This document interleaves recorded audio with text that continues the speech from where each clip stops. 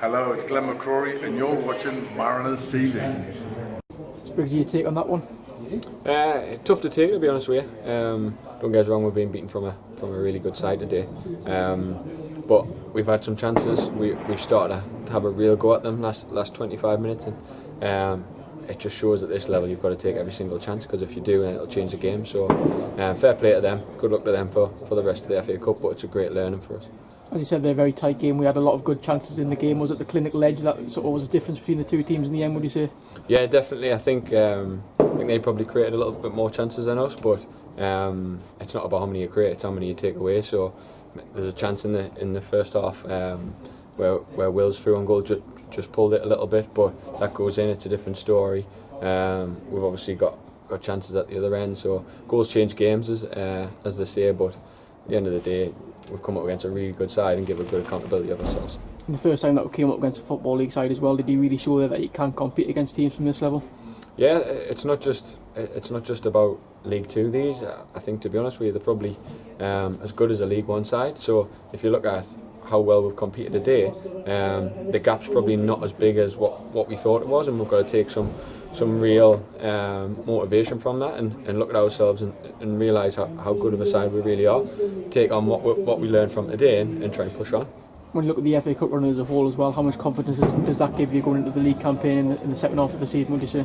Yeah, it's massive. It's not just about the FA Cup campaign, it's about getting it winning ways.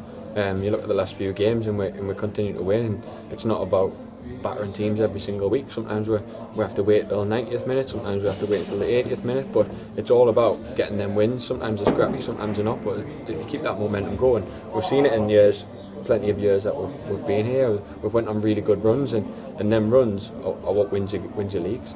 Obviously, we know strange circumstances today. Normally you'd expect 1,000, maybe 2,000 Shields fans coming down. What was it like not to have them behind you, but did you feel their support from home all the same? Yeah, it is a tough one, and I think it's a bit of a cliche. Everyone keeps saying it.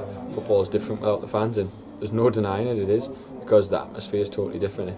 It feels a little bit bare, but ultimately you've got to create your own motivation on there. When there's fans there, sometimes they give you a lift, sometimes they get on your back.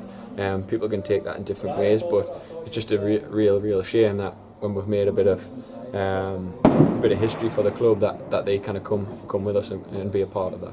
That's a huge frustration now. We've got a 3, maybe 4 week break from games. What's the squad's mindset going into this lockdown period, and how eager are you to sort of get back in action pretty quickly? Yeah, I think it is a bit of a kick in the teeth, because we had some real momentum going, but the lads are more than capable of looking after themselves for 3-4 weeks. If it gets bigger, we don't know, but we'll look after ourselves, and then whenever we get brought back in, we'll be ready to go again. The lads found the news here that Lee's moving into a new role, into the chief executive role. What's your sort of take on that, and what would you like to say to Lee for the help he's given you over the last 4 or 5 years? Yeah, first of all, it's a congratulations to Lee. Obviously, he's took that role because it's something that he's motivated to do, and he thinks he can make a real difference, and there's no doubt he will.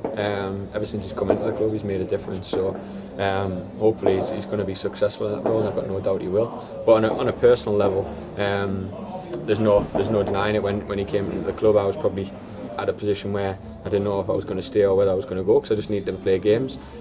He came in, gave us me opportunity, and ever since then we've never looked back. So he's helped me massively grow as a player, and I can't thank him enough. But he's still going to be around the club, and his presence is still going to be there. And then you've obviously got John stepping into the coaching role with Brian Fence, who are incredible coaches. So it's not like we're losing a really big coach and then not replacing. We've got some real good coaches in there. So hopefully we can tweak a few things. No doubt it will be. It always will be when different managers step in. But hopefully we can tweak things in the right area and really push on.